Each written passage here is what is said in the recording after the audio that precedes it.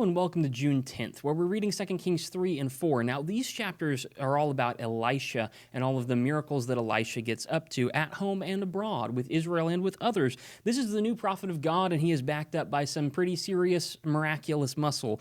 Everybody knows that God has inhabited Elisha at this point. He was with Elijah. Elijah did a few miracles, but Elisha does many, many miracles. And so Elisha is the focus of these chapters and the next few chapters, actually. He just kind of keeps doing stuff back to back to back. Now, as you get into chapter 3, really it talks briefly about there's this rebellion period where Moab fights Israel. Moab tries to attack Israel and Judah. And so Israel, Judah, and Edom all get together to go and kill Moab. These are all neighbors. Israel, they're all related to each other. Israel and Judah are from the family of Jacob or Israel originally, that was his name. Edom is from the family of Esau, who is Jacob's brother. Moab is the son of Lot, who was Abraham's nephew, and so they're all vaguely related to each other. It's a family squabble over territory, and so these four nations are fighting it out amongst each other.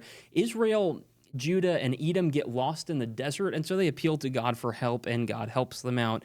God makes sure that they crush Moab, and then God keeps Moab alive. I'm really not sure what's happening there. There are further thoughts that are written on a little bit of that if you're curious. As you get into chapter 4, then Elisha, my bad, I'm going to do that a lot. Elisha in chapter 4 starts to do more miracles, more than just rescuing someone from a desert. He goes to a widow who is needing to pay off some debts, and so he multiplies her oil and makes sure she has tons of oil to sell off, and then she can make some money and pay off that debt.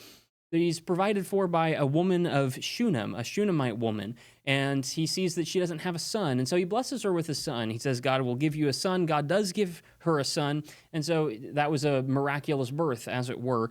Then the woman's son dies, and Elisha comes by and resurrects him. That's another miracle that he just does for her. Elisha is very fully backed by divine power. Then there is this whole stew pot. A bunch of people are making a soup, and then one of them accidentally puts something poisonous in the soup. It makes a lot of people sick. Elisha comes and purifies it and makes that edible. And then there's a bunch of prophets, and then there's like only a little bit of bread, and we have way more people than we have food. How will you feed them all? And so Elisha does the feeding of the 5,000, except it's really only the feeding of, 100, but it's a prototype of the feeding of the 5,000. It's very odd. Elisha keeps doing a bunch of miracles. If you're interested in that, come back tomorrow, where we're looking at chapters 5 and on.